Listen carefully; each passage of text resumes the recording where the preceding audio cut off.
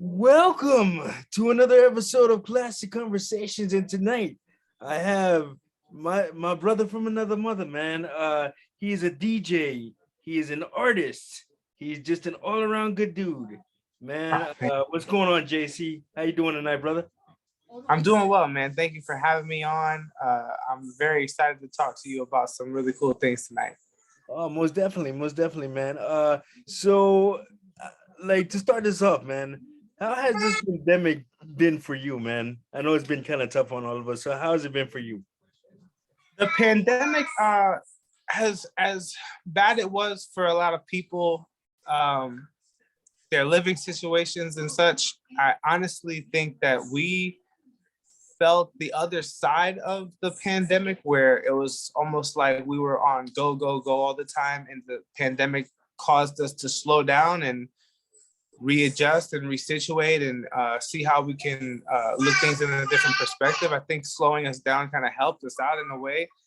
Me and my fiance, soon to be wife, had two beautiful babies in the midst of a pandemic. So, yeah, I think everything just as much. I'm saying it slowed us down, but having two kids doesn't necessarily correlate with that. So, but it definitely brought us together and made us think in a different wavelength as far as like getting things done, grinding it out, figuring out what avenues we could take, what is the next steps that we want to take in our lives. And the pandemic allowed us to see that and see what life was like when everything was shut down and not allowing access for people to go to clubs. And as a DJ, that definitely affected my work as far as like being able to be out in that's my job, is to be out amongst all the people and drinks and all that stuff. And all of that got shut down very quickly with the pandemic. So it seemed like my side of the table was kind of shut down for a while, but thankfully we're making our way out of it. And I think that time was very useful to us in the pandemic.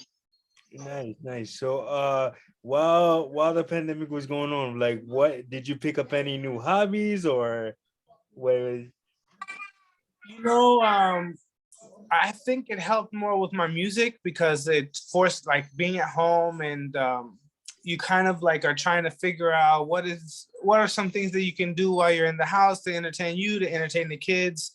And I think I got deeper into my music, creating my music, producing my music while honing that time inside of my home. Producing wasn't really something that I was very big on early in my career. It wasn't something that I was implicating into my music as much as far as like the production of the music. I was more so, doing the vocal engineering and doing the editing and stuff after the music was made and such like that. So I think being at home during the pandemic, learning more skills of my music production skills and such really helped me out with that. And like I said, that time at home with new equipment and stuff, because you just didn't know what to do. There was nothing else for you to do but watch wrestling, smoke a little weed, and and make some music. Most definitely, man. Most definitely. So, yeah, man, take us back a little bit, man. What was growing up like for you? Growing up was a lot of fun, but at times could be I feel like everybody has their own story about growing up. For me, it was being a Latino in a very non-Latino based like surroundings, as far as like where I was going to school and as a kid, the neighborhood that I was living in. Uh, we were very blessed to be in a nice neighborhood, and I'm very grateful for where I grew up and where I was raised and everything in Daytona Beach, Florida. But as a Latino in that community, it was definitely different growing up. But I feel like everybody kind of has their story. But I feel like as a Latino in that community, it was almost like eyes were on me in this weird way. Like, who is this and where's he from? He's certainly not from here. And why does he talk like that? Why, it was just kind of different.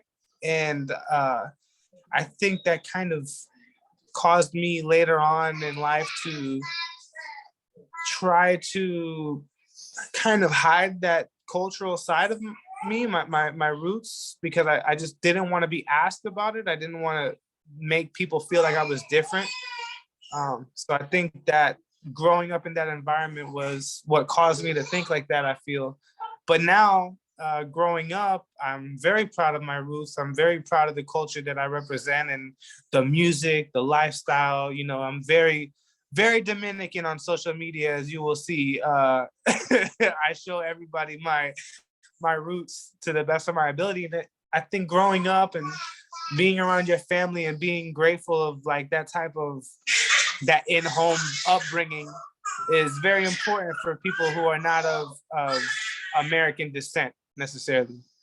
Exactly, man. Always be proud of Red Boy from. But what do you call it, man? So tell the people, how did you get into DJing and making music and stuff like that? My older brother is actually 10 years older than me, and he is the person that started out DJing, and I would watch him growing up. He was one of those people that we used to go to church all the time every Sunday, and they would have growing up Catholic at our church, there would be a get together with all of the church folks after service, after mass, and there would be music involved, and it was like not a very like common church vibe. I apologize for the screaming baby. Don't worry about it, man. It's natural, man. Don't even worry about it. Is having a great time. But so after church, we would all get together and have pastries and stuff like that after mass, and there would be music, which I guess was like kind of not the norm in church, I guess. But our church was very Latino and very. That's like the only other place other than our home that we felt Latino and felt like we could communicate amongst our people and get along. Because they had Sunday service, Spanish mass at 12 o'clock on Sundays. And my brother would learn how to DJ from the person that went to our church. So grew up, just buying a bunch of records, buying CDs and cassette tapes. And I would watch him go through this craze. And I'm like, every CD, everything that was coming out, he was buying it. And I wanted to be like him a little bit because it was like, dang, he had money. He was able to go to the record store and buy records. And I thought that was so cool. I didn't understand like everything behind it. I didn't necessarily understand like the music that went into it or what he necessarily liked about those albums and stuff like that until I got older. But then I would watch him start DJing and building his own company, and he would start doing weddings and parties. And it became really serious like around 2006, 2007. I would say is where he really like honed in and started his own company and everything. And I just followed him. I was just like, I was that annoying little brother that just like, oh, what you doing? Where you doing? Where you going? I want to come. I want to be here. And, he found use of me and said, you know what, if you want to follow me around, come do these weddings with me and learn how to DJ and, help me out here. Because when time comes that my company is of a certain level and people are calling me to do double gigs, I can send you to do one and I'll do the other, and we can make a good amount of money that day. And I found that love with DJing and making my music and being in high school band and all of that. I grew up around music and grew up watching my brother do this, so it was kind of just in the works for me, and it was another way for me to bring in money where I didn't have to like go to a 9-to-5 job. I got to go and party and have a great time for 4 hours and come home with a check. So it worked out. Man, yeah, do what you love and get paid for it. That's the mindset right here. That is it. So tell us a little bit about the origins of your DJ name, Primetime Nino, right? Yeah. So the Primetime Nino is a name that so I had a nickname growing up, a Spanish nickname. Everybody would just say ñoño all the time, which ñoño means like I was the youngest of my siblings, obviously. And so they used to think that I used to be like the little baby, and that everybody hug up on ñoño. Everybody's like, oh, he's a little baby, right? And so there was that. And I had a terrible first rap name. I don't even remember it. I don't know if it's of any significance at all. It didn't make any sense. And when I started taking my music seriously, I really thought about it and tried to come up with a really cool name.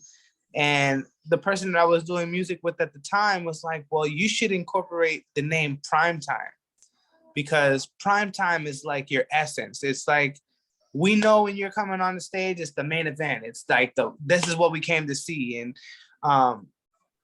I treat my music like that, and I treat my performances and all of that very, very seriously. And I always want to be the best performance on stage if I'm on a card with multiple acts. And I try to make sure that when people see my name, they get Primetime, and it's something that stands out. It's something that makes you feel I'm gonna get some worth out of whatever I paid to be here tonight.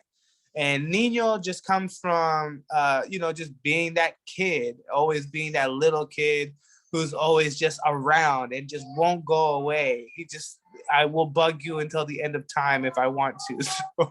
So that's where my rap name comes from. My artist name is the Primetime Nino. Interesting, man. Yeah, I've heard your music and it's pretty dope. Thank you. Yeah, Thank you. yeah, I'll put a link to his stuff in the description for this video, man. Go download his stuff on iTunes and Spotify and support it, definitely. What would you say is the best advice you've ever been given?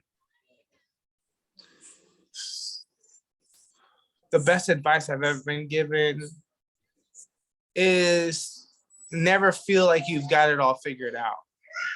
Never feel like you've made it or like you've completed your list of things that you wanted to get done. There's always something else to learn. There's always something else to do. There's always another step that you can go. That's probably the best advice I've ever been given. That was my dad that told me that a long time ago. He just said there's no such thing as being done. There's no such thing as being finished. Even when you die, there's something left there that needs to be done, and you're going to leave it to somebody else to do, but you've given them the layout. And through your hard work and whatever that you leave here on this earth, you leave people the blueprint and the layout to finish what it is that you started or what it is that you were carried on to finish. Actually, some really good advice. What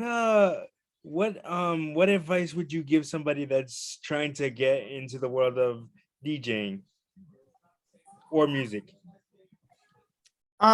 For anybody who's trying to get into DJing, I would just say keep an open ear, keep an open mind. Don't be too closed-minded. Don't be so fixated on your opinion of music. So like, if there's a genre that you don't like a lot of people will say that they don't like country music. A lot of people will say that they don't like EDM music or something like that. But if you're going to be a DJ, the best way to be is just open-minded, open ear. Try to, have something of every genre in your bag, because you don't know who's going to call you for a gig. You don't know whether you're going to get asked to play at the Irishman's ball and all they want is Celtic music. So all you can play that night is Seamus's theme song. It just doesn't, you know what I mean? Don't have an open ear and an open mind, then you're going to play that Seamus song on loop all night at the Celtic ball.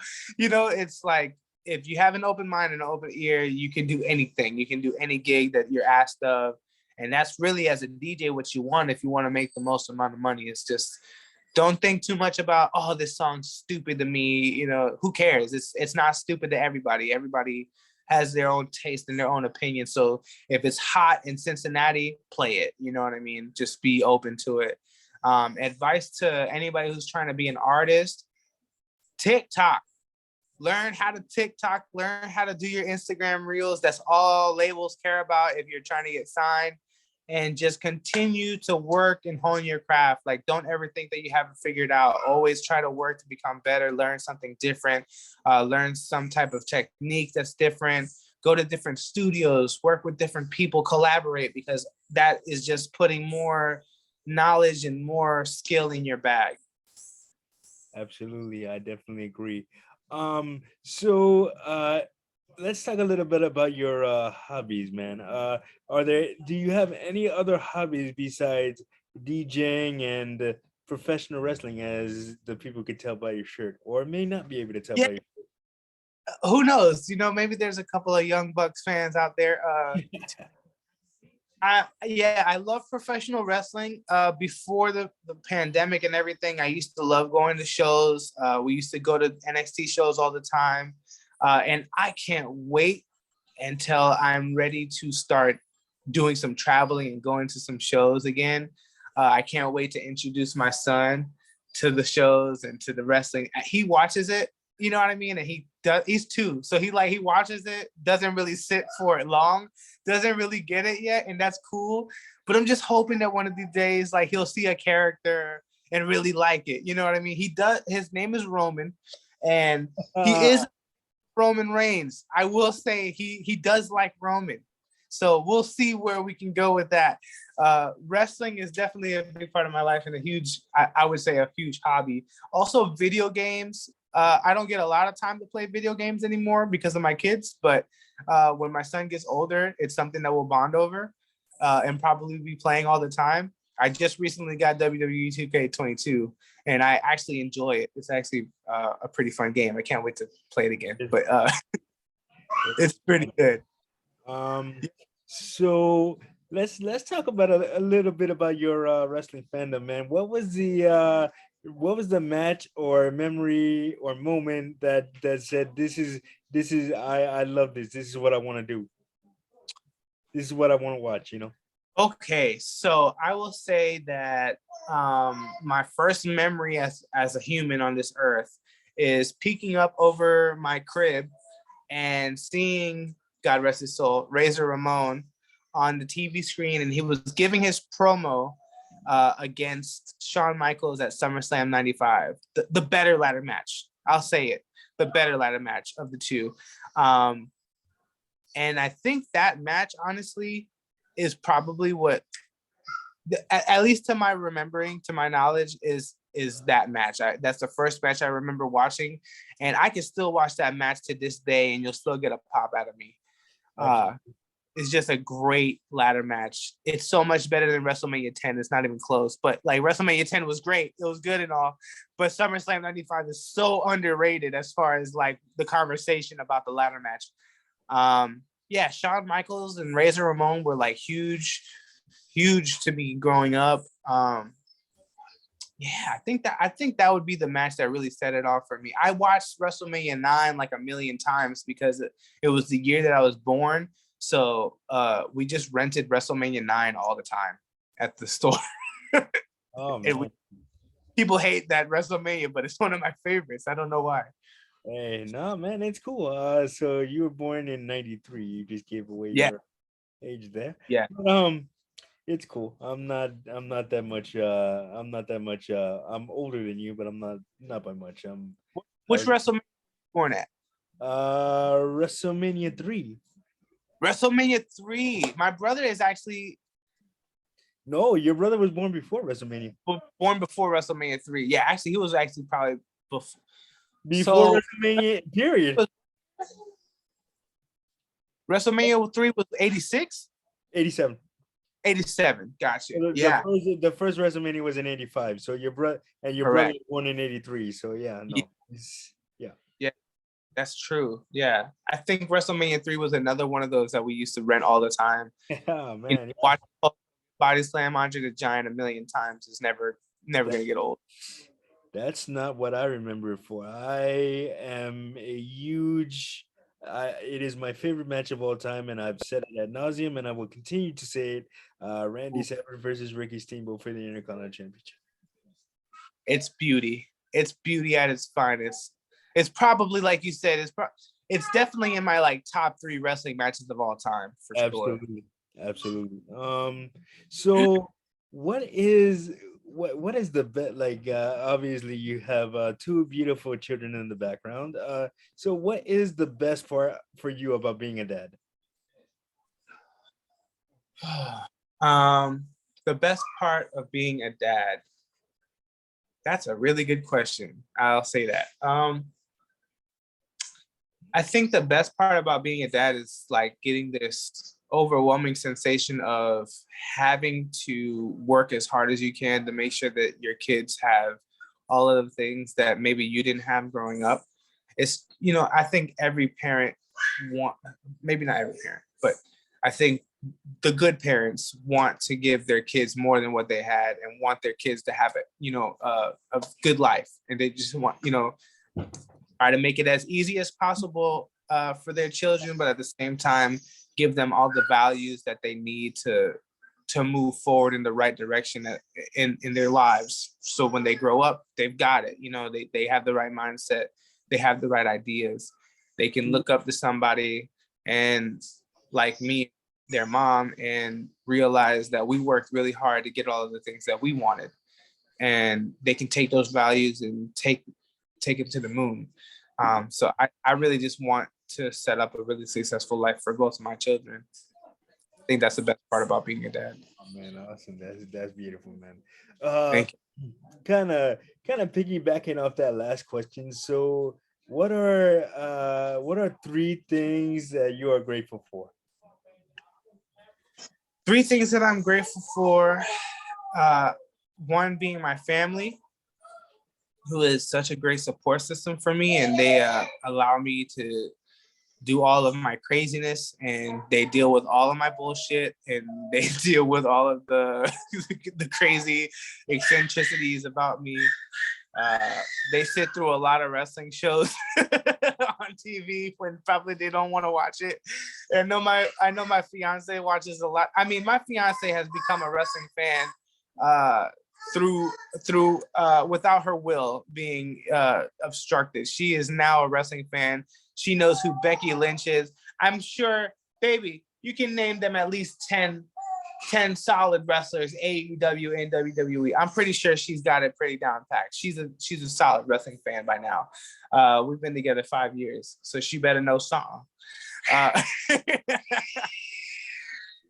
That's my son. I'm grateful for all of those yells that I get in the morning to wake me up so that I can be a valuable human being to the society that we live in, because otherwise I would just sleep until 12 o'clock in the afternoon every day. So I'm grateful for those yells. I'm grateful for my family. And I'm grateful for everything God has done in our lives for this past few years. It's just been incredible, the amount of blessings that we've gotten in this house. We're able to live under this roof and to provide a roof over the heads of our children.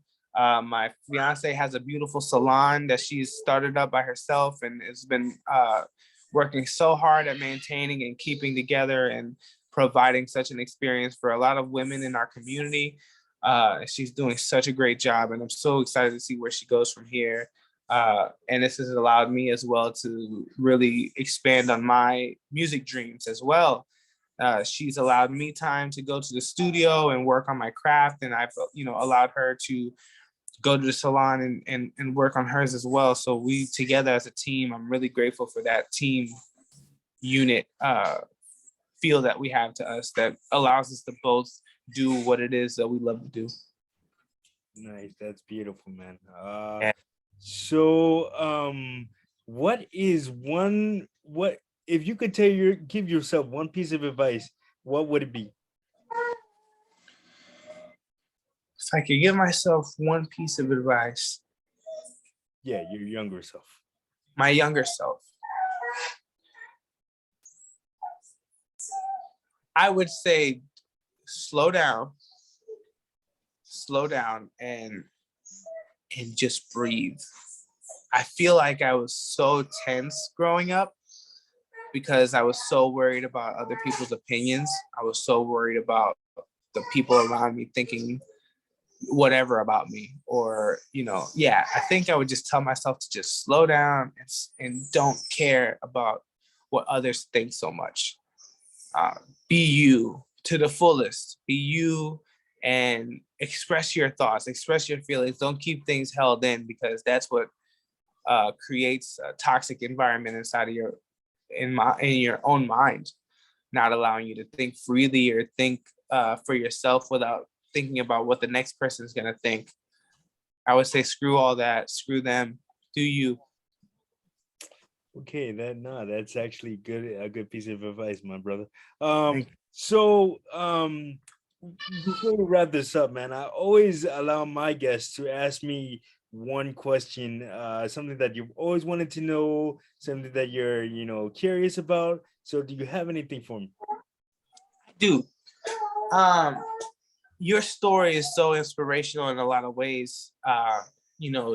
your friend Dave and my friend Dave informed me so much about you when we met.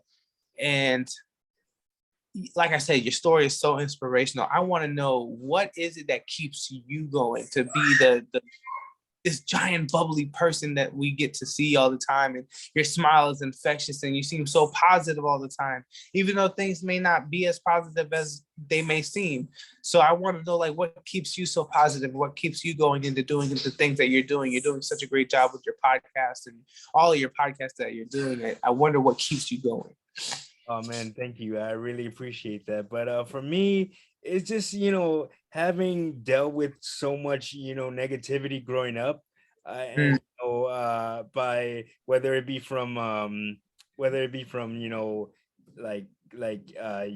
children that I people that I grew up with, or Yeah, even, I hate to say it, like teachers, yeah, so having dealt with all that growing up, man, I just kind of use that as motivation to kind of just prove everybody wrong.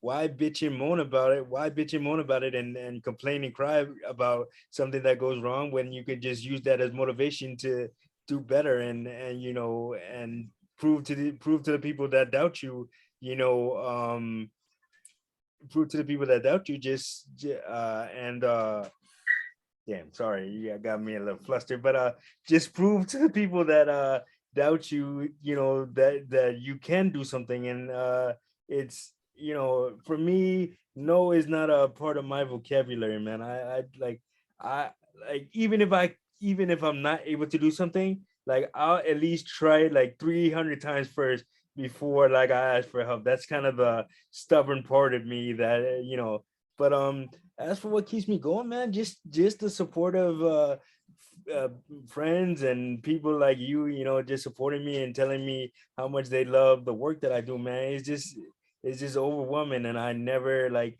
it never goes unnoticed. I always am looking, even if I don't respond to you right away. Like yeah, just know that I see it and I really really appreciate it.